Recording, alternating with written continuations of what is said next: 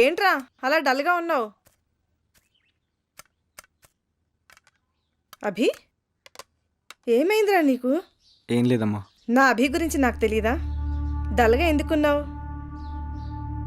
Prize money నీకే వచ్చింది కదా. ఏం లేదమ్మా, అక్కడ వీడియో షూట్ జరిగేటప్పుడు ఒకడు అన్నాడు, మా పేరు పెట్టుకొని డబ్బులు మీరు సంపాదిస్తున్నారని. నిజమే కదమ్మా, న్యాయంగానైతే ఈ డబ్బు వాళ్ళదే కదా. హ్మ్, మనసెందుకో బాధగా ఉంది. హోస్ ఇంతేనా? దానికెందుకురా బాధ? వాళ్ళపై డబ్బులు సంపాదించావు కదా, దాంట్లో వీలైనంత వాళ్ళకి ఇచ్చేసేయి, లేదా వాళ్ళకి పనికొచ్చే పని ఏదైనా చేసేయి. నిజంగానమ్మా? నిజం. ఏ పని చేసినా నువ్వు మనస్ఫూర్తిగా సంతోషంగా ఉండాలి. నాకది చాలరా. థ్యాంక్స్ అమ్మా.